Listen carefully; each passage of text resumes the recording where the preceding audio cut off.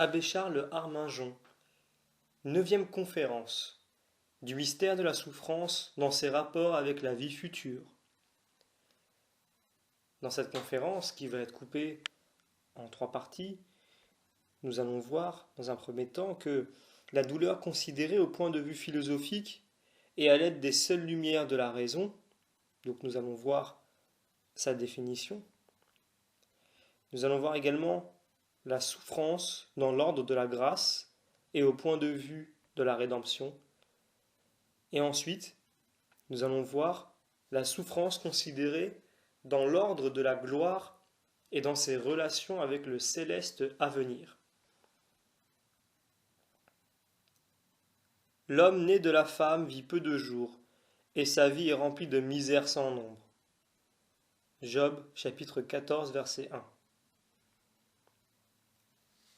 Il est une loi fatale, mystérieuse, universelle, inexplicable à la science. C'est la loi de la souffrance. Cette loi promulguée le jour où le péché entra dans le monde est conçue en 3 termes qui, dans leur triste généralité, embrassent les maux et toutes les infortunes qui affligent le genre humain. Tu gagneras ton pain à la sueur de ton front, fut-il dit à l'homme. Tu enfanteras dans la douleur, fut-il dit à la femme, et tu sentiras dans la poussière la maladie et les germes de cette décomposition qui se consommera dans la tombe. À partir du jour où fut fulminée cette triple sentence, la douleur est devenue une grande loi de l'humanité. Semblable à un vaste fleuve, elle est promenée depuis 6000 ans, ses eaux amères à travers les générations. Tous les mortels, plus ou moins, à la vérité, mais tous, sans exception, s'y sont abreuvés. Tout ce qui respire, a dit l'apôtre, est condamné à pleurer et à gémir. L'universalité des créatures est livrée aux douleurs de l'enfantement jusqu'à cette heure. La race déshéritée d'Adam, pareille à un grand malade, se tourne et se retourne sur son lit de déchirement et d'angoisse. En dépit de ses efforts désespérés, malgré les merveilles de son industrie et l'étendue de sa conquête, elle n'a pas cessé un instant de souffrir. Jusqu'ici, elle n'a pu parvenir à vaincre la pauvreté, les maladies et la mort. Avant Jésus-Christ, l'humanité offrait l'image d'un grand supplicié, atteint, dit Isaïe, des pieds à la tête, et n'ayant pas en son corps une seule partie restée saine. Pour la soustraire à l'inexorable loi qui pesait sur elle depuis sa déchéance, il ne fallait rien moins qu'un médecin descendu du ciel. L'homme malade ne pouvait guérir que par l'application d'un remède supérieur et divin.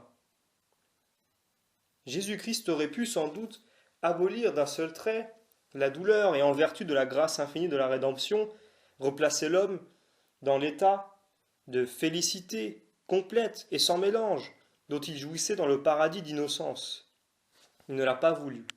Il a jugé que, pour plusieurs, la souffrance devient être un mérite, un gain, une source de gloire et un élément de renouvellement et de triomphe. Que pour le plus grand nombre, elle sera une expiation nécessaire. Il a donc maintenu la souffrance, mais il l'a purifiée, ennoblie, transfigurée, en se l'appropriant. Il s'est fait homme de douleur, suivant le sens strict et absolu de ce mot. Jésus-Christ pouvait paraître parmi nous, nageant dans les délices, environné d'une splendeur divine, dans l'éclat et la pompe de sa majesté souveraine. Il jugea plus digne de sa gloire et plus profitable au salut des hommes de se montrer à eux ceint d'un diadème d'épines, vêtu de pourpre et souillé de sang, le visage meurtri, le rictus de la mort sur les lèvres, portant l'onction sanglante des clous imprimés sur ses mains et sur ses pieds. En s'unissant étroitement à la souffrance, Jésus-Christ, sans doute, n'a pas émoussé toutes ses aspérités et toutes ses pointes, mais il l'a dépouillée en partie de son amertume. Il en a corrigé et détruit le venin. Il a rendu fécond le calice de son sang. Pareil au serpent d'airain, dressé par Moïse dans le désert, il s'est planté lui-même au centre du monde, comme un instrument inépuisable de miséricorde, de vie et de santé. Par suite de cette transformation, ses divines plaies, semblable à de fontaines toujours jaillissantes, reste éternellement ouverte à toutes les âmes égarées et déchues, avides de se soustraire à leur aspiration sensuelle et grossière, désireuses de se retremper dans les joies du sacrifice et dans l'honneur de la pureté. Qui n'admirerait ici les conseils profonds de la sagesse infinie? L'homme s'était perdu dans le paradis de délices. Il se relèvera dans le brisement du calvaire. Il avait refusé d'aller à Dieu par le chemin de la félicité. Jésus-Christ lui ouvrira une route meilleure et plus sûre, celle de la croix. Le ciel et la terre étaient séparés. La croix les a réunis. Dans la croix est le salut. Dans la croix est la force et la joie de l'esprit. En elle se trouve le complément de la vertu et la profusion de toute sainteté. La croix, avant que Jésus-Christ s'y fût laissé attacher, était un signe infamant, un instrument de malédiction et d'opprobre. Mais, lorsque résigné et enflammé d'amour, il se fut étendu sur ce bois douloureux, comme l'époux s'étend sur son lit nuptial, la croix fut lavée de l'ignominie, dont elle s'était souillée. Elle devint le point de départ des restaurations éclatantes, l'emblème de la royauté et de la grandeur, le prix du génie et de la bravoure, le stimulant fécond des luttes héroïques, la source des plus ineffables joies et des consolations les plus solides, les plus vraies. Ô douce croix, décorée des membres du Seigneur, s'écriait saint André. Croix longtemps désirée, aimée avec sollicitude, sans cesse recherchée, prends-moi dans tes bras, pour me rendre à mon Maître divin, afin que par toi, daigne me recevoir celui qui, par toi, m'a racheté. Et voilà maintenant que les austères splendeurs du calvaire surpassent dans des proportions infinies toutes les délices et tous les ravissements du Tabor, et qu'à la suite d'Étienne, leur chef, d'innombrables générations de martyrs et de saints ont savouré plus de douceur sous les pierres du torrent qui les lapidaient, qu'ils n'en eussent goûté sous des pluies de parfums et de roses. Telle est la haute et magnifique doctrine que nous allons traiter avec développement et avec ensemble dans cette dernière conférence. Que le philosophe éclairé des seules lumières naturelles murmure dans ses épreuves, qu'il prenne prétexte de ses souffrances pour blasphémer le ciel et la providence, ou que, se drapant sous le manteau d'un dédain stoïque, il s'écrie « Souffrance, je te méprise et tu n'es qu'un vain mot ». On le conçoit, mais nous, chrétiens, éclairés d'une lumière plus haute, élevons nos regards vers le céleste avenir, dont les tribulations d'ici-bas sont la préparation et le gage. Notre Maître ne nous a-t-il pas dit que les souffrances étaient le vestibule par où nous devions passer pour entrer dans le royaume de la gloire? Acceptons-les, comme le témoignage des tendres prédilections de ce Dieu, qui ne nous fait anticiper à ses tristesses et à ses agonies qu'afin de nous rendre dignes de l'éternelle couronne qui nous prépare. Afin d'embrasser notre sujet dans sa généralité, étudions la souffrance au triple point de vue de la nature, de la grâce et de la gloire. Au point de vue de la nature, la souffrance est pour l'homme un principe de dignité et de force morale. Au point de vue de la grâce, elle est principe de notre incorporation à la vie divine de Jésus-Christ. Et au point de vue de la gloire, elle est un principe et une source d'espérance. Fin de l'introduction, première partie. Avant de parler des avantages de la douleur et des biens merveilleux qu'elle procure à l'âme, il est utile d'en rappeler la notion philosophique. Saint Thomas définit la douleur, le mal qui répugne, c'est-à-dire l'obstacle, qui s'oppose à l'exercice des facultés de l'âme ou au libre épanouissement de la vie corporelle et sensitive. La douleur est une impression qui affecte l'âme et lui répugne, soit lorsque l'esprit ne peut atteindre la vérité qui est son objet, soit lorsque la volonté est frustrée du bien qu'elle poursuit. Que la douleur siège dans l'esprit ou bien qu'elle siège dans le corps, elle est une impression qui répugne à l'être qui la ressent. Elle le déforme à un certain degré et cause en lui un dépérissement et une sorte d'amoindrissement. Dans l'esprit, le mal ou l'obstacle s'appelle tristesse, regret, angoisse. Dans le corps, il s'appelle défaillance, tourment, maladie. Mais quels que soient les caractères et les innombrables formes que revêt la douleur, il n'est autre dans son essence qu'une contrariété, une discordance, un défaut d'équilibre et d'harmonie dans les facultés intellectuelles ou dans les organes sensibles du corps. En résumé, la douleur est une entrave qui s'oppose au mouvement normal de la vie, comme la joie est un mode de convenance qui en favorise la pleine expansion. Les philosophes païens, aidés des seules lumières de la raison, avaient entrevu dans un certain degré les avantages et le prix de la souffrance. Ils la regardaient comme la meilleure école, où l'homme put se former à la science laborieuse et difficile de lui-même, et se préparer à remplir un jour les grands devoirs de la vie humaine. Malheur, disait-il, à l'enfant de fortune, bercé dans la fascination du luxe et de la mollesse, à l'homme à qui le monde a constamment souri, et qui jamais n'a senti d'entrave et de contrariété dans ses désirs.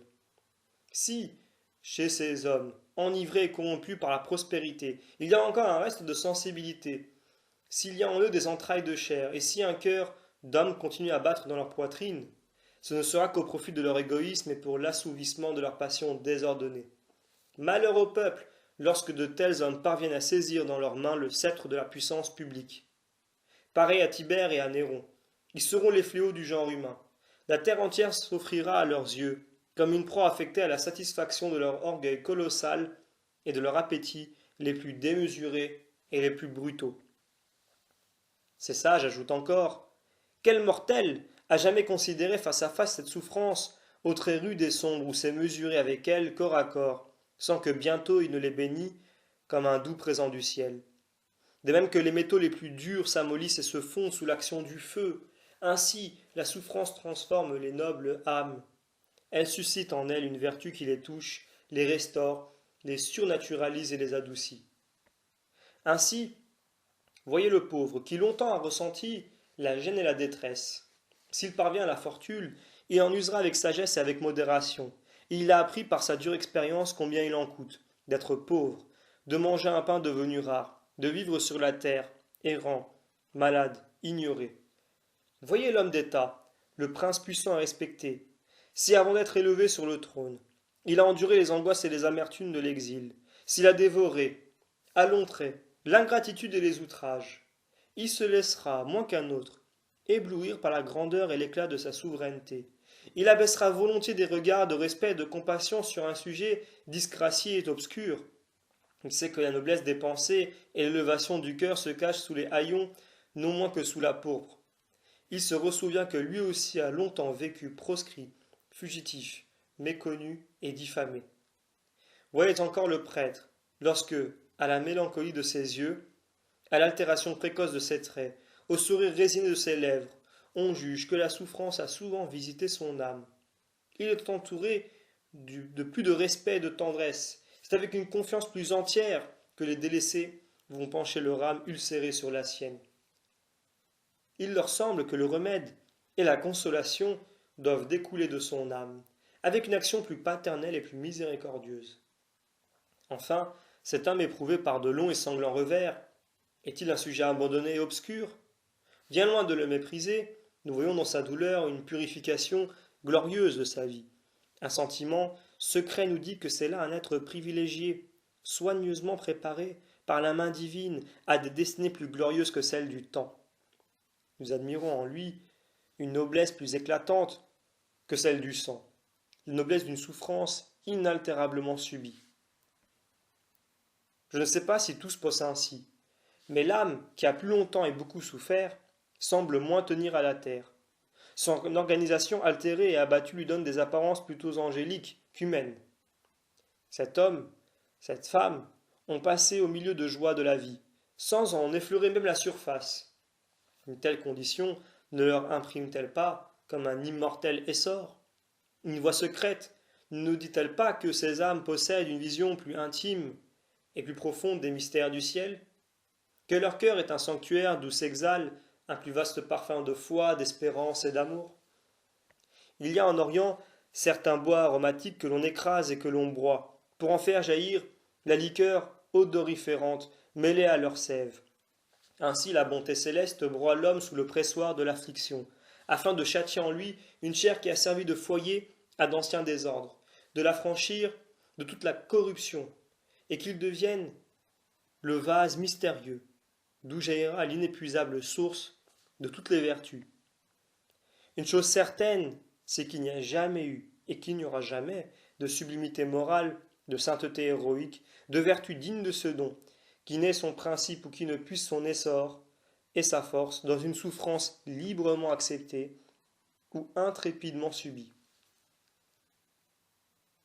D'où vient que notre volonté est souvent chancelante et indécise, que notre vie est semée de si étranges inégalités, de si tristes inconstances, car rien nous abat, qu'une parole peu mesurée qui nous a été dite, une variation dans la sérénité du ciel suffisent pour nous faire passer de l'excès de la joie à l'abattement de la tristesse.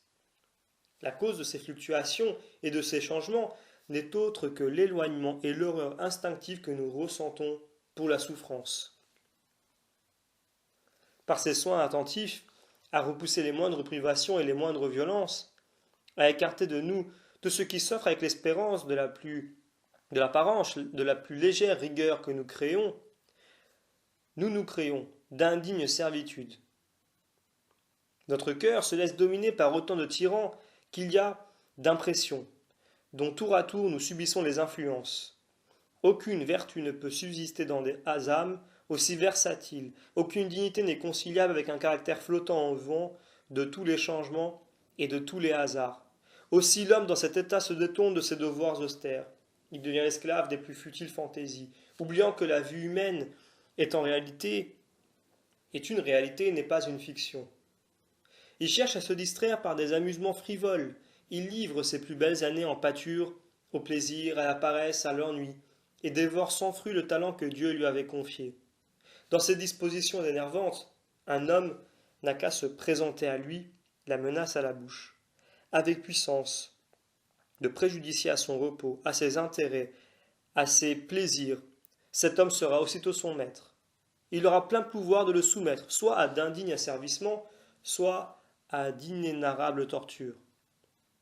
Qu'il y a loin des infinies petitesses de ces âmes molles et efféminées à l'attitude ferme et magnanime de celui qui, à force de lutter avec vigueur contre la souffrance, s'est rendu comme insensible à ses blessures et à ses traits. Qu'il est beau de le voir serein et majestueux, au milieu des orages et de l'ébranlement des passions, réalisant la parole du sage. Non contristabit justum, quid acciderit. Tranquille, il entend le bruit des révolutions. Il voit passer les républiques et les dynasties. On dirait que c'est sous ses pieds, dans les régions inférieures, que s'agitent les vains intérêts des hommes. Aucune perturbation de cette terre ne l'émeut, parce qu'il a appris à lire les événements, dans cette sagesse infinie qui règle tout par sa prévoyance et qui ne permet le mal que pour en tirer le bien par une manifestation éclatante. Il porte en lui comme un sanctuaire de repos et de félicité. Les hommes et les éléments conjurés sont sans puissance pour l'offenser ou lui nuire. L'enverra-t-on en exil? Il répondra avec un grand évêque. Toute la terre est pour moi patrie et exil. Le dépouillera-t-on de ses biens? Il a appris à les posséder sans leur permettre d'enchaîner son cœur. Le fera-t-on mourir? La mort est pour lui la transfiguration à une vie meilleure, l'émancipation de ses peines. Telle la sénérité et l'héroïque constance de saint Jean Chrysostome, condamné à l'exil par Eudoxie, impératrice de Constantinople. Lorsque je fuyais la ville, disait le saint, je ne sentais nullement mon infortune et j'étais inondé intérieurement des consolations les plus ineffables. Si l'impératrice m'envoie en exil, me disais-je, je penserai que la terre et tout ce qu'elle renferme est en Seigneur. Si elle me fait jeter à la mer, je me souviendrai de Jonas. Si elle ordonne qu'on me lapide, je serai le compagnon de saint Étienne. Si elle me fait décapiter, j'aurai la gloire de Jean-Baptiste. Si elle me dépouille de ce que je possède, je songerai que je suis sorti nu du sein de la terre et que je dois y rentrer nu et dépouillé de tout. Le comte de Maistre raconte l'histoire d'une jeune fille qui faisait l'admiration de la ville de Saint-Pétersbourg. La souffrance l'avait transfigurée et faisait resplendir dans son attitude et sur sa physionomie le rayon d'une gloire surhumaine et anticipée. Elle était dévorée d'un cancer qui lui rongeait la tête. Déjà le nez et les yeux avaient disparu. Le mal s'avançait sur son front virginal, comme un incendie qui dévore un palais. Toute la ville était émerveillée de la suavité de ses accents et de son angélique résignation, et courait admirer ce ravissant spectacle. Lorsqu'on exprimait à la jeune fille de la compassion pour ses souffrances, elle répondait « Je ne souffre pas tant que vous le pensez. Dieu m'accorde la grâce de penser souvent à lui. » Elle répondait un jour à deux personnes qui lui demandaient quelle prière adresserez-vous à Dieu lorsque vous serez au ciel? Je lui demanderai qu'il vous accorde la grâce de l'aimer comme je l'aime moi-même. Les païens avaient entrevu ce reflet et cette auréole de beauté et de grandeur que la souffrance fait tomber sur le front de la créature. Un jour, le prince de leur philosophe s'était posé ce problème redoutable. Si la divinité daignait jamais descendre sur la terre, sous quelle figure lui conviendrait-il de se montrer? Platon se promena longtemps, silencieux, méditatif, passant une à une toutes les figures de l'humanité en revue. Les physionomies les plus éblouissantes, celles des potentats, ne lui paraissaient pas assez pures. Enfin, il se représenta un homme, maître de ses affections, irréprochable dans ses moindres pensées. Il se plut à le retracer, étranger à toute contention, répondant, au plus cruel traitement, par la douceur de la bonté, calme et serein au milieu des déchaînements de l'outrage et des fureurs d'une populace ameutée, rayonnant jusque sur le gibet d'infamie, où l'on aurait fait monter l'incompréhensibilité de la vertu. Platon jugea que si l'humanité parvenait jamais à produire une pareille figure, elle aurait accompli son suprême effort, que la terre n'aurait pas de plus beau spectacle à envier au ciel, et Platon, avec l'enthousiasme et la solennité d'un sage, énonçant une de ces grandes vérités, que jamais l'oreille humaine n'a entendues, s'écria: si la divinité daignait jamais se rendre visible aux hommes, il n'y aurait qu'une figure digne d'elle, celle du juste souffrant. Fin de la première partie.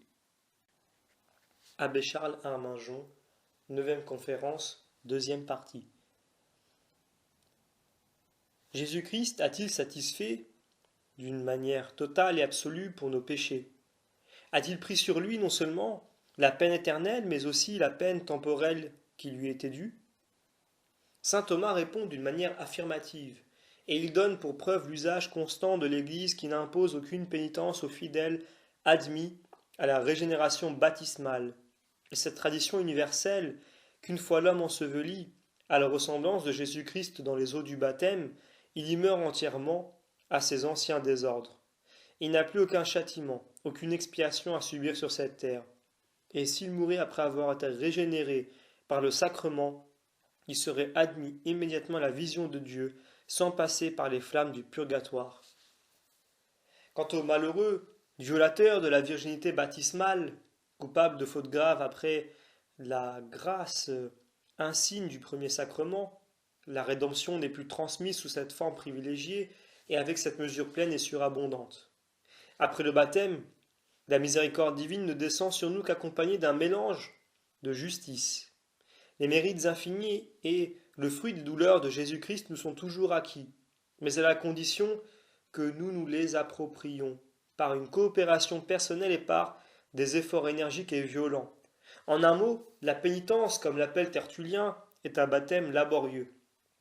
Dans ce sacrement destiné à faire renaître l'âme morte une seconde fois par le péché, le sang, les larmes de Jésus-Christ ne nous sont plus donnés afin d'épargner les nôtres, mais afin de les féconder et de les proportionner à la vertu si faible de nos expiations, à l'immensité des dettes contractées par nos crimes.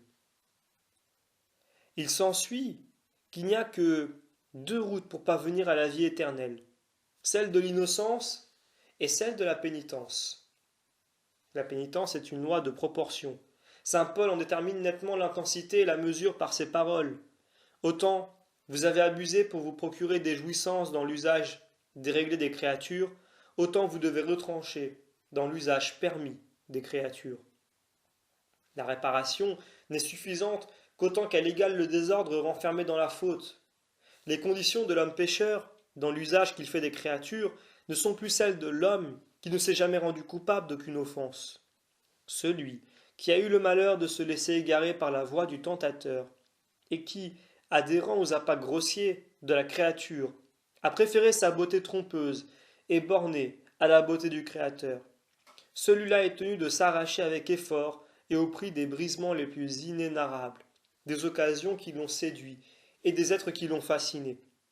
Il faut que, remontant le torrent, dont les ondes bourbeuses l'ont entraîné, il châtie avec rigueur un cœur, une imagination, des sens qui se sont mutinés contre la raison et la loi de Dieu, comme il châtierait un serviteur indocile et des esclaves révoltés.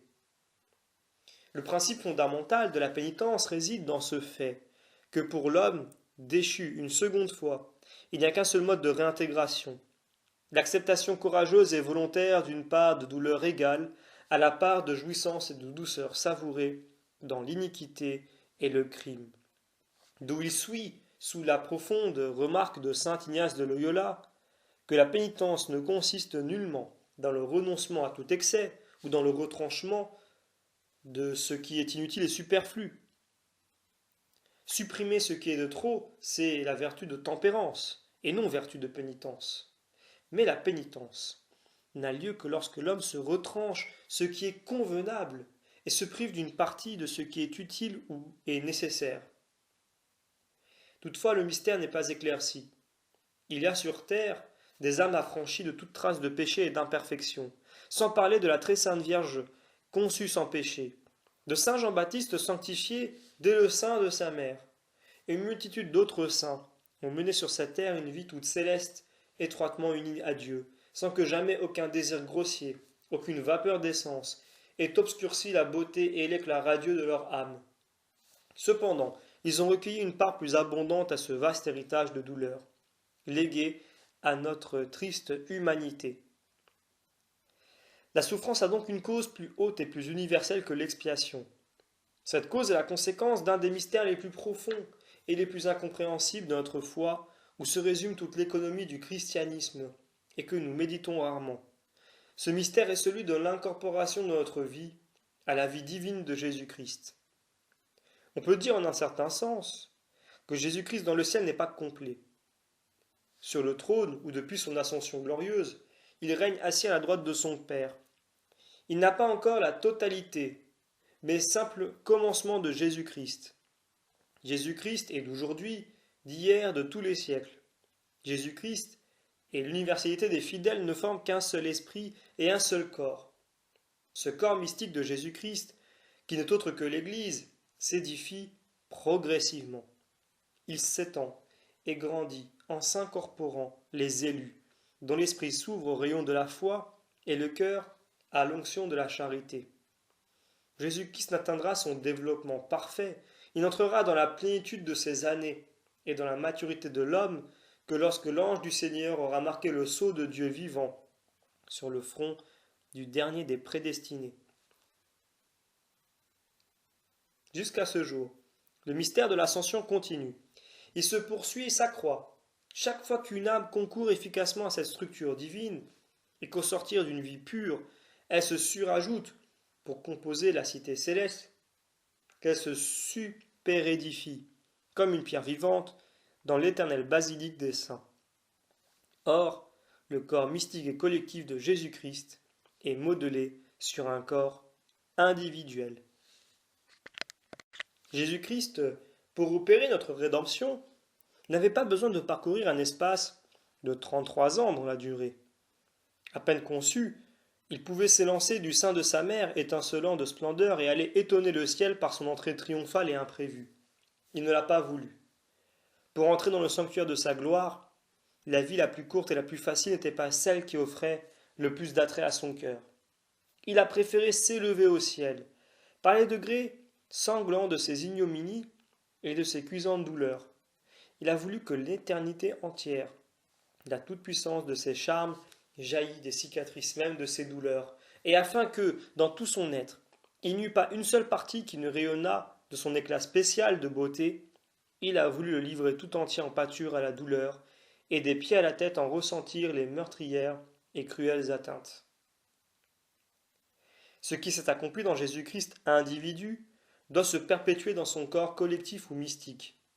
Telle est la loi de l'indestructible solidarité établie entre la tête et les membres. Il ne saurait convenir à ceci de s'élancer dans la gloire sans passer par les transformations que le chef a subies. On ne saurait admettre que Jésus-Christ ait voulu frayer deux routes opposées conduisant au ciel, l'une pour lui, rude et crucifiante, l'autre pour les siens, commode, semée de roses et de délices. Le corps de Jésus-Christ, nous apprend l'apôtre, est uni lié dans toutes ses parties. Il exclut de sa composition tout élément disparate. Il est sublimement ordonné et rassemble dans sa structure cette harmonie et cette perfection qui en feront un jour le plus inimitable reflet de la gloire et de la majesté souveraine. Or, ne serait-ce pas, dit saint Bernard, un assortiment monstrueux, un contraste étrange et discordant, si une tête couronnée d'épines était unie à un membre délicat, une chair broyée par les verges, à une chair nourrie dans le faste et dans la mollesse? Ah, les peines et les afflictions qui nous brisent le cœur, nous arrachent des cris déchirants, et vont jusqu'à nous faire répandre des larmes de sang, sont loin de laisser Jésus-Christ insensible. Nul ne le connaît mieux que lui, et n'y compatit plus vivement, puisqu'il en a ressenti des impressions et qu'au jardin des Oliviers, comme dit Ésaïe, il a porté personnellement toutes nos défaillances et toutes nos langueurs. Mais une piété naturelle, qui le portera à supprimer l'épreuve et à tarir à tout propos la source de nos gémissements, ne serait-elle pas de sa part une inconséquence, un acte de tendresse aveugle et insensé? Jésus-Christ pourrait-il déroger au plan de sa sagesse, abolir les obligations inhérentes à la noblesse de notre origine et aux prérogatives glorieuses que nous a conférées le baptême? Sujet et membre d'un chef divin, notre premier devoir est de suivre notre chef dans toutes ses voies, de passer par toutes les péripéties que lui-même a subies, afin de mériter d'être glorifié un jour avec lui. Il est de toute nécessité que, sur cette terre, nous souffrions avec lui. Et de même qu'au terme de notre vie, nous entrerons en participation de l'ascension de Jésus-Christ. Il faut que réciproquement, suivant la pensée de l'apôtre, tant que dure notre pèlerinage, nous complétions en nous ce qui manque aux angoisses et aux tortures de sa passion. En effet, la passion de Jésus-Christ ne s'est point close sur le Golgotha. Sur le Golgotha, Jésus-Christ a enduré la douleur dans toute son intensité. Sa douleur a été vaste, amère comme les eaux de l'océan. Elle s'est élevée au-dessus de toute mesure, de tout exemple, de toute expression. Mais il n'a pas enduré la douleur sous toutes ses physionomies et sous toutes ses formes. Il a été percé par des clous. Il n'a pas été brûlé à petit feu. Il a vu ses disciples s'enfuir, effrayés du scandale de la croix.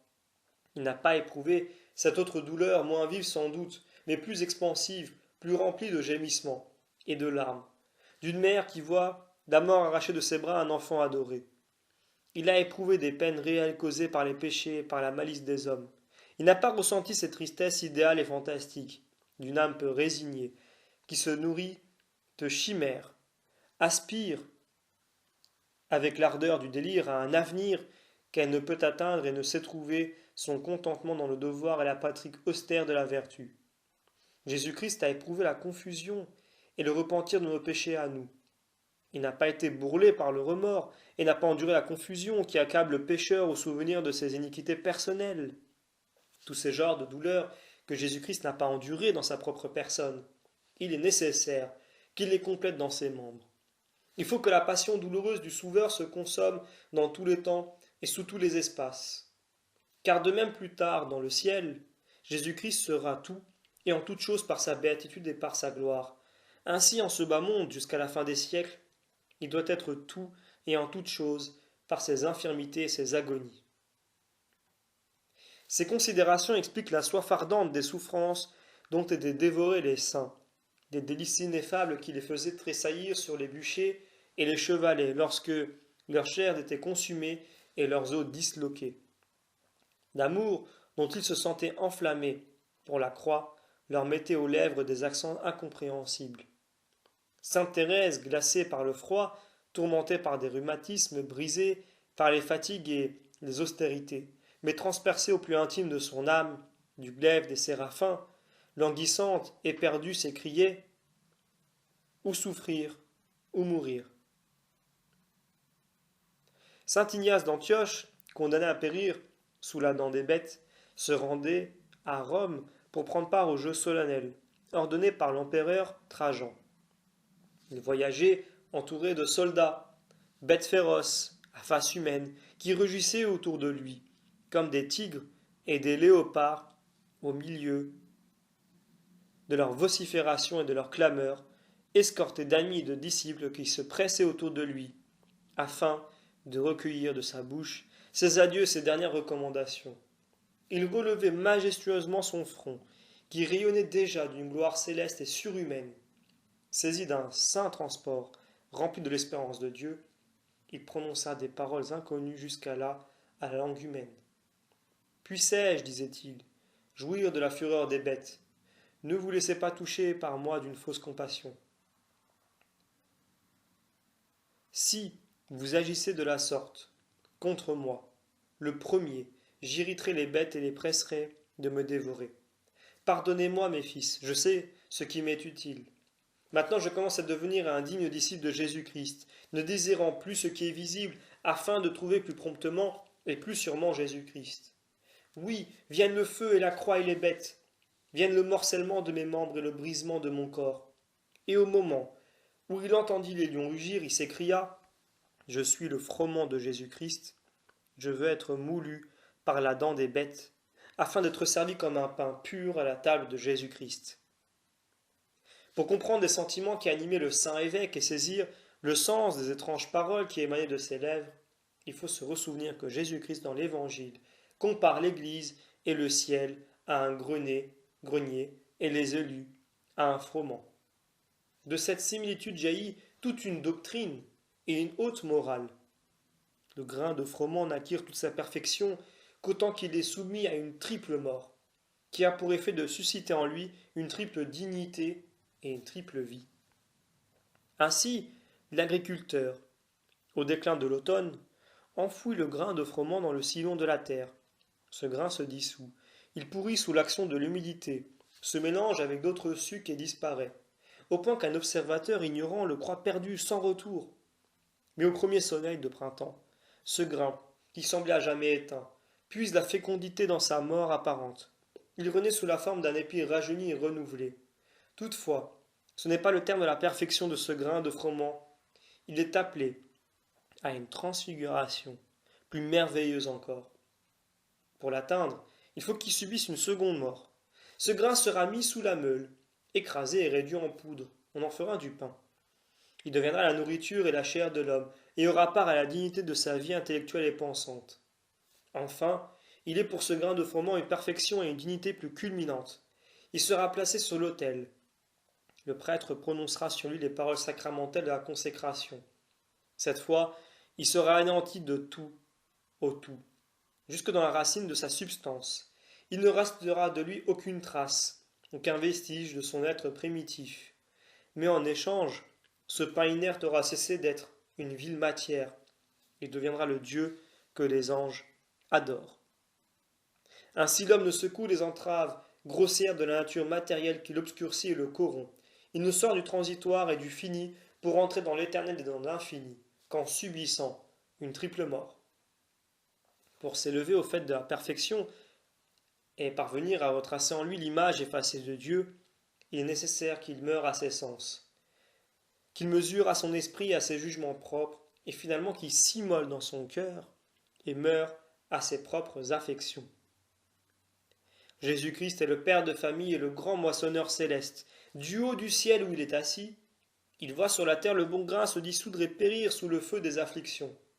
Loin de s'en attrister, son cœur divin tressaille et éclate en transport d'allégresse et de bénédiction. C'est là, s'écrie-t-il, mon froment.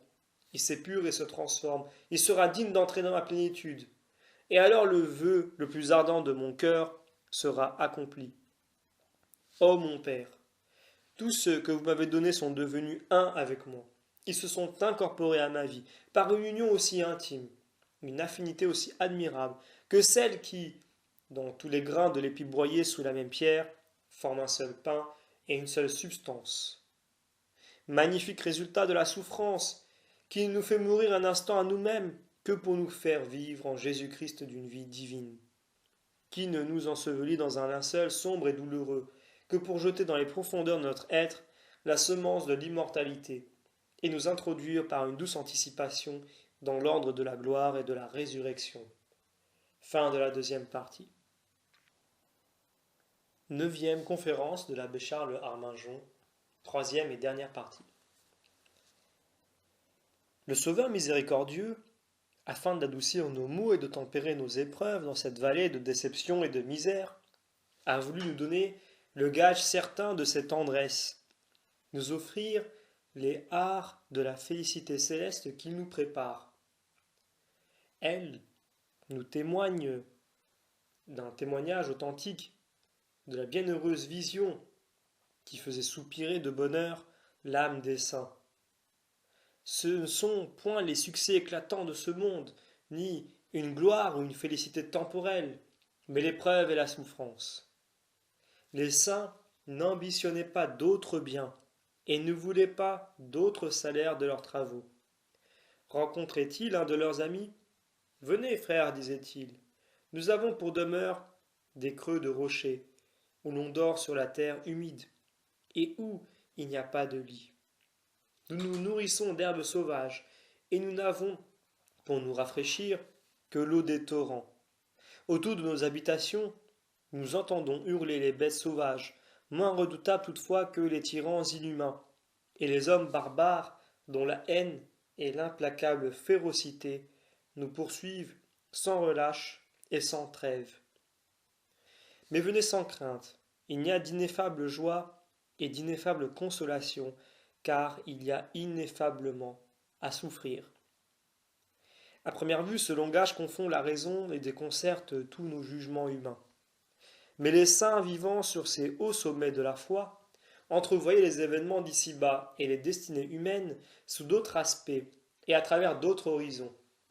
Ils jugeaient les choses du temps dans leur relation avec celles de l'éternité, et ils pénétraient le sens profond d'une des plus sublimes paroles qu'aient prononcées les Écritures.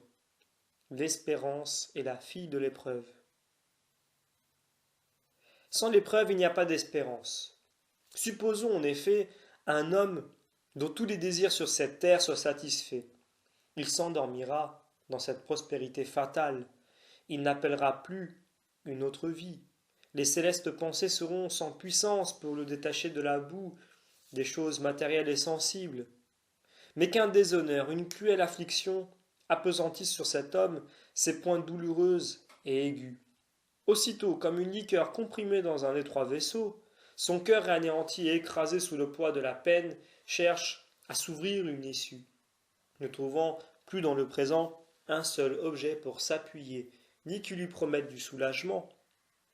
Il se dégage des entraves éphémères de la durée de l'espace, il plonge ses regards avides sur les montagnes de la miséricorde infinie, d'où découle tout rafraîchissement, toute lumière et tout secours. Le patriarche Job, dans sa touchante histoire, nous révèle la profonde économie de la souffrance, et il nous signale les sources abondantes de délices, où les âmes peuvent s'abreuver à longs traits au milieu des plus cuisantes infortunes. Job avait des troupeaux et d'innombrables brebis, et ces troupeaux sont décimés par des épidémies et des pestes. Job avait de magnifiques et somptueuses habitations, et ces habitations sont dévorées par le feu du ciel. Il y avait des enfants, objets de sa joie, unis entre eux par l'affection la plus douce, et un jour que ces enfants étaient assis à un fraternel banquet, ils périssent lamentablement écrasés sous des ruines. Il avait des amis, et ces amis, au lieu de le consoler, le jugent frappé par la main du ciel pour quelque crime mystérieux et inconnu. Il avait une épouse, et son épouse, saisie de dégoût et d'horreur, fuit l'infection de ses plaies. Enfin, il avait un Dieu, à qui il offrait des sacrifices 7 fois le jour, et Dieu lui retire la rosée des consolations célestes, et semble l'avoir plongé dans un suprême abandon. Jamais, certes, les eaux débordées de la douleur n'avaient répandu la multitude de leurs flots avec une impétuosité et une abondance aussi excessives sur la tête d'une victime. Un moment, le désespoir semble envahir l'âme de Job, et toute sa force paraît comme enchaînée. La vie, s'écrie-t-il, m'est devenue un intolérable poids. Périsse le jour où je suis né, et où il a été dit, un homme est venu au monde. Que ce jour-là soit couvert de ténèbres, qu'il ne soit plus énuméré dans les mois, et qu'on ne le suppute plus dans les jours de l'année, qu'il ne soit plus illuminé par aucune lumière, et qu'il reste enveloppé d'un brouillard et d'une amertume sans fin. Pourquoi m'avez-vous fait sortir du sein de ma mère, et ne suis-je pas mort avant d'avoir vu le jour? Pourquoi ai-je été bercé sur des genoux, et ai-je sucé le lait d'une femme?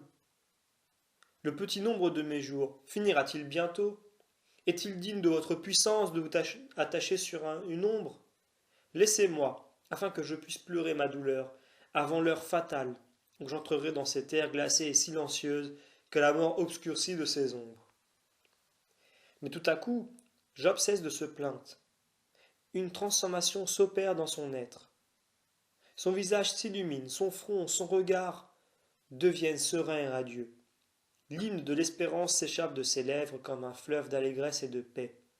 Qu'il est beau de le voir ce Job disant, naguère au vers, vous êtes mes frères, et disant à la pourriture, tu es ma sœur, lorsque assis sur son fumier, pareil à un triomphateur, il s'écrie dans l'élan et l'enthousiasme de sa foi.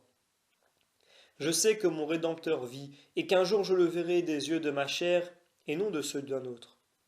Jamais bouche humaine n'avait fait entendre un cantique plus éloquent et plus divin.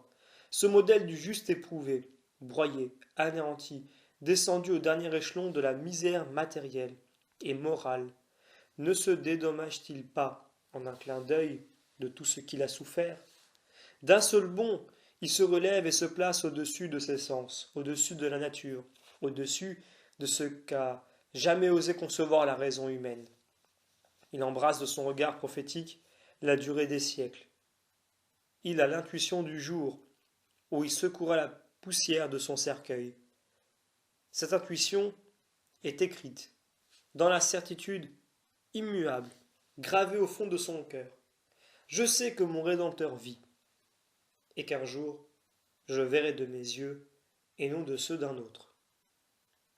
Ah, c'est avec raison qu'à la lutte de son beau cantique, l'admirable patriarche s'écrit de nouveau. Puissent mes discours être écrits dans un livre avec un style de fer, ou être écrits en caractères ineffaçables sur la lame de plomb ou sur la pierre vive, sans doute, afin qu'ils puissent être lus par les générations à venir et remplir des mêmes consolations l'immense famille des déshérités, qui n'a pour nourriture que le pain amer de ses larmes. Ah, qui d'entre nous a jamais prononcé avec une foi vive cette parole de Job? Je sais que mon Rédempteur vit, sans qu'aussitôt il n'en ait ressenti les effets. Cette parole n'a-t-elle pas fait lever l'aube de la sérénité au milieu des deuils les plus noirs? N'a-t-elle pas inondé le secret de notre âme d'une joie supérieure et inconnue? Au moment même où une larme sanglante s'échappait de nos paupières, errants, dépouillés de tout, jetés à terre par la cupidité triomphante, nous puisions dans le cortège sans cesse renaissant de nos maux des motifs d'amour et de confiance. Loin de nous laisser abattre et d'éclater en impatience et en murmures, nous bénissions Dieu, en entrevoyant dans les secrets de sa justice des profondeurs infinies de sa miséricorde. Si le Seigneur, disions-nous, donne du contentement à ses amis, que réserve-t-il à ses serviteurs? Si dans la distribution des biens et des maux, il fait pencher la balance envers ceux qui l'offensent et le blasphèment, c'est que, pour ses amis, toutes les fortunes et tous les empires de la terre lui paraissent un présent de trop peu d'importance. Réjouissons-nous donc dans nos tribulations, et mesurons notre grandeur à venir à nos amertumes présentes et la difficulté de notre épreuve. Saint Jean Chrysostome, dans son homélie sur le mauvais riche et sur le pauvre Lazare, nous révèle la sublime philosophie de la souffrance. Paraphrasant le passage de saint Luc où le riche, plongé dans les tourments, supplie Abraham de permettre à Lazare de lui apporter au moins, à l'extrémité de son doigt, une légère goutte d'eau, afin de rafraîchir sa langue brûlante et desséchée. Il commande cette parole d'Abraham, disant au mauvais riche, mon fils, souvenez-vous que vous avez reçu en votre vie les biens et que Lazare a reçu tous les maux. Or maintenant, celui-ci est consolé, et vous tourmenté. De plus, entre vous et nous, il se dresse un infranchissable chaos, de sorte que ceux qui voudraient passer d'ici vers vous ne le peuvent, comme on ne peut passer ici du lieu où vous êtes. De cette réponse d'Abraham, saint Jean Chrysostome déduit un enseignement admirable. Le mauvais riche, dit Abraham, avait reçu en sa vie ses biens. Comment cela? Le grand commentateur l'explique en disant: le mauvais riche, au milieu de sa corruption et de sa grande perversité, avait opéré en ce monde de très petits biens. Durant la vie présente, personne ne saurait être mauvais d'une manière absolue. Les plus impies et les plus scélérats obéissent parfois sur certains points à la loi morale.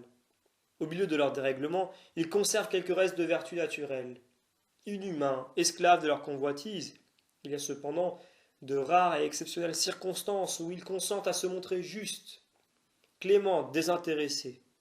Or Dieu se réservant de les châtier rigoureusement un jour à cause de leurs crimes, et tenant d'autre part, pour l'honneur de sa justice, à ne laisser sans récompense aucune bonne œuvre, si petite et si imparfaite soit-elle, prodigue souvent en ce monde aux méchants et aux impies des plaisirs et des biens temporels. Il leur accorde, comme à un mauvais riche, une vie brillante et somptueuse. Il leur donne des tables exquises et abondantes, des tapis moelleux, une multitude de flatteurs et de parasites, l'éclat et la pompe de toutes les jouissances désirables. Le mauvais riche avait donc reçu ses biens. Lazare, au contraire, orné de tous les dons célestes, parvenu au pinacle de la perfection par sa patience héroïque, s'était laissé probablement surprendre par de légères fautes de fragilité. Il est permis d'admettre qu'au spectacle de l'insolente prospérité de celui dont il implorait en vain les miettes et le superflu, son cœur s'était un instant aigri et révolté. Peut-être sa foi et sa confiance s'étaient-elles laissées ébranler et avaient-elles faibli, dans une certaine mesure. Or Dieu se proposant de mettre Lazare au nombre de ses élus, et de le couronner durant l'éternité entière, et d'autre part ne recevant les justes dans son sein, que lorsqu'ils sont pleinement purifiés de toute faute, voulut dans ses secrets desseins, que Lazare, pendant sa carrière terrestre, passa par de longues et difficiles épreuves, il lui envoya les plaies, la maladie, la pauvreté, l'abandon et les mépris. Ainsi, Lazare, arrivé au terme, se trouvait quitte vis-à-vis de la justice. Il avait reçu ses maux. Le mauvais riche et le pauvre avaient reçu l'un et l'autre du divin rémunérateur ce qui leur était dû. Le riche les voluptés, les honneurs, les richesses dans le temps, mais en échange des supplices sans fin et sans mesure dans l'éternité. Le pauvre des épreuves et des tribulations extrêmes en cette vie, mais en compensation et à la suite de l'épreuve, une félicité sans mélange et sans altération. C'est ainsi que l'ordre et l'égalité seront un jour éternellement restaurés, et que la conduite et les desseins cachés de la divine providence se trouveront pleinement justifiés au jour du jugement. Pénétrons-nous profondément dans ces salutaires considérations, et les adversités de la vie ne parviendront jamais à nous abattre. Alors, loin d'éclater en plaintes et en murmures contre la sévérité de Dieu, lorsque sa main paternelle nous frappe, nous le bénirons à tous les instants. Nous recevrons, avec gratitude, les infirmités du corps et les cruelles tristesses d'esprit, comme le signe le plus certain de ses prédilections et de ses tendresses. Dieu châtie ceux qu'il aime. Cette pensée ne vaudrait-elle pas au sein la source des consolations les plus solides et les plus enivrantes? En évoquant les souvenirs de notre vie, nous reconnaîtrions aisément que c'est à l'époque des désolations et des grandes amertumes que notre cœur s'est senti plus vivement touché de l'impression de Dieu et qui nous a semblé devenir plus voisins du ciel. Ainsi, le monde nous a délaissés. Nous avons vu nos intimes amis, ceux qui mangeaient notre pain et s'asseyaient à notre table, se détourner pour éviter notre rencontre. Mais aussitôt le Seigneur, comme une mère tendre, nous a pressés plus amoureusement dans ses bras. La sombre mort vous a enlevé un fils que, comme la mère de Tobie, vous appeliez lumière de mes yeux, espérance de mes vieux jours, bâton de mon infirmité, ou, jeune encore, vous êtes réduite à vous isoler du monde pour pleurer votre veuvage prématuré. Mais n'avez-vous pas obtenu des visions surnaturelles et radieuses? Vos regards n'ont-ils pas eu comme des éclaircies sur le céleste avenir? Dans la clarté des contemplations divines, vous avez entrevu ces êtres chéris et regrettés, goûtant le repos dans un monde meilleur. Dans le secret de vos âmes, vous avez entendu qu'ils vous disaient « Nous sommes heureux et nous l'attendons ». Ainsi la douleur, en nous brisant dans ces étreintes, nous arrache à l'amour des choses présentes. Elle est le glaive qui déchire les nuages, et nous entr'ouvre d'autres horizons, en nous élevant à des espérances plus hautes. Au flambeau des tribulations, toutes les fortunes et tous les biens, si ardemment ambitionnés, apparaissent dans leur réalité, et ne sont plus à nos yeux qu'une fumée et des nuages sans consistance. La vie humaine ne se montre plus à nous comme un point, suivant le langage de saint Paul. Mais ce point est un germe fécond, fructifié par nos larmes. Il se convertira en un poids incommensurable de gloire. Ah! Cessons enfin d'accuser le Créateur de sévérité et d'injustice. Si Dieu nous éprouve et nous enlève ce qui nous est cher, s'il fait distiller goutte à goutte sur nous la lie amère des déceptions et de tous les déchirements, ce n'est nullement sur l'apôtre pour nous dépouiller, mais afin de nous revêtir plus promptement et avec plus d'éclat de l'immortalité comme d'un vêtement de dessus.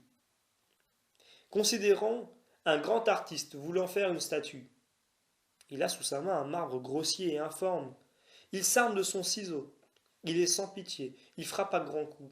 Il fait voler la pierre en éclats, jusqu'à ce que l'idée qu'il inspire se reflète sur les traits de la statue. Et il répand cette grâce et cette majesté, qui feront l'admiration de l'univers. Dieu fait de même. Armant sa main paternelle du ciseau de la mortification, il taille dans le vif de nos affections. Il ne se laisse émouvoir ni par nos gémissements ni par nos cris. Il retranche sans pitié ses liens, ses amis, cette santé, cette réputation, qui étaient comme des parties vivantes de nous-mêmes, au feu de la douleur. Il absorbe les attachements, les liens secrets et invisibles, nous engageant dans l'amour des choses terrestres et périssables.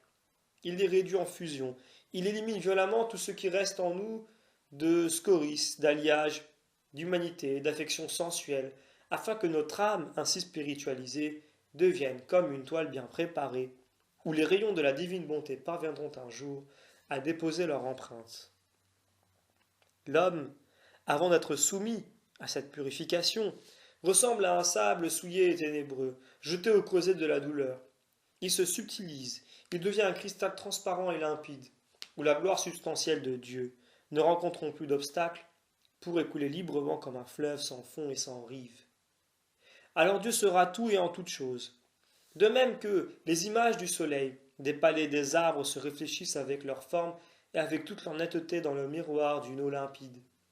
Ainsi les perfections des divins attributs, sans perdre leur immuable indivisibilité, se réfléchiront sur tous les élus.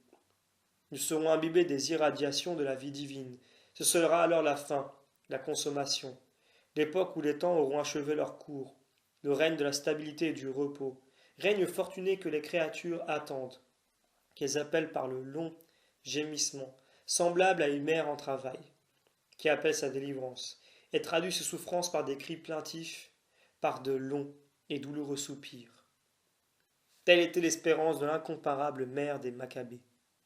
Elle avait vu de ses yeux les corps délicats de ses si jeunes enfants, déchirés et mis en lambeaux par le fer d'un tyran inhumain. Elle nageait inondée de leur sang, et au milieu de leurs membres mutilés et éparses.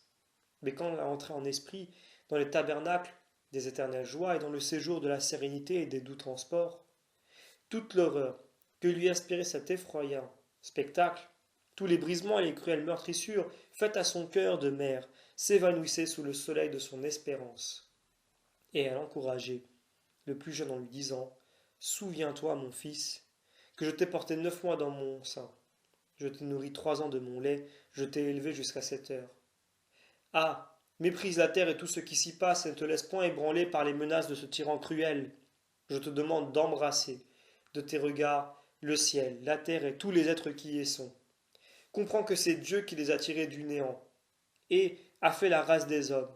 Reçois de lui la mort afin qu'il te reçoive dans la même miséricorde où déjà sont entrés tes frères. » Concluons par un dernier trait. Il y avait en Orient, à l'époque de l'empereur Théodose, une femme que l'ardeur de la jeunesse, le goût des plaisirs, joint aux écueils de la pauvreté, avait précipité dans les désordres d'une vie de corruption et de licence. Cette femme s'appelait Marie. Elle se convertit sincèrement à Dieu, et l'Église l'a couronnée et l'a exaltée sur les autels sous le nom de Marie l'Égyptienne. Elle se rendit un jour à Jérusalem pour les grandes solennités des fêtes de l'exaltation de la Sainte Croix. Tout à coup, elle crut entendre une voix, venant des rives du Jourdain et des profondeurs de la solitude qui lui criait « Passe, viens à nous et tu trouveras l'innocence et le repos. » Sans délai, et quoique le jour commençât à baisser, elle se hâta de courir au lieu indiqué.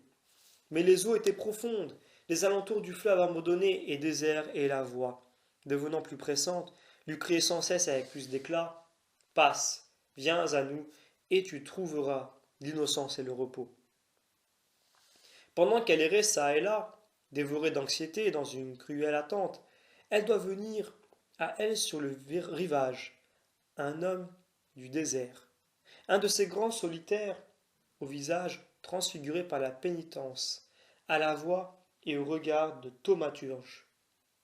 Celui-ci jette son manteau sur le fleuve et fait signe à l'égyptienne de s'y placer. Alors, dans le lointain, aux clartés sereines de la lune, on eût pu voir marcher à sec sur les eaux la brillante courtisane, fuyant ce qu'elle avait aimé, et allant dans le silence loin du bruit des hommes, jeter son âme en Dieu, au sein des joies extatiques de la prière, des chastes et austères délices de la pénitence et de l'immolation. Elle vécut au désert de longues années, visitée par les anges, plongée dans les ravissements de la contemplation divine, s'abreuvant à longs traits des avant-goûts du paradis. Puis elle mourut, un jour de vendredi saint, loin du regard des hommes, sur les bords d'un torrent abrupt et sauvage, uniquement assistée de Dieu et de ses anges. Il est permis de croire que sa suprême bénédiction et la prière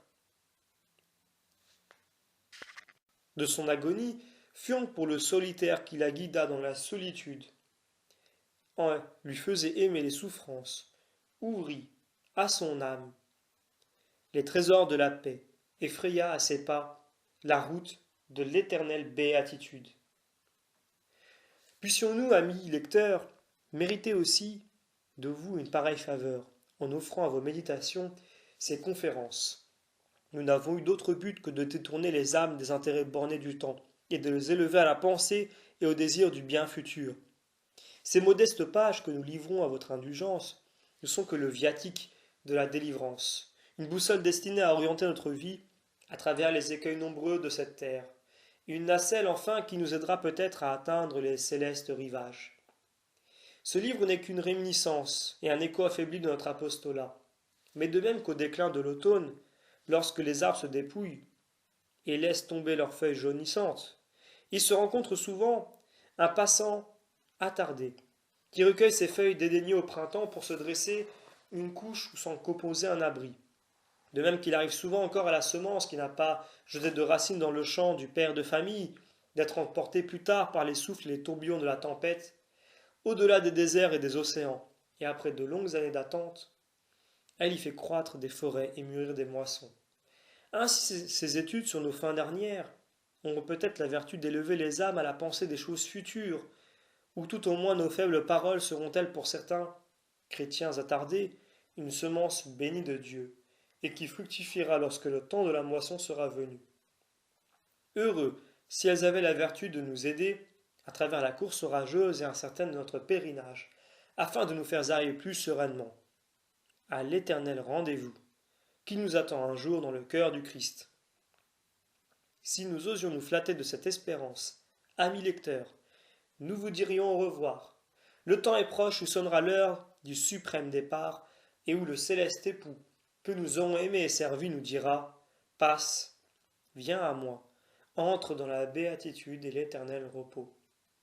Fin de la 9e conférence.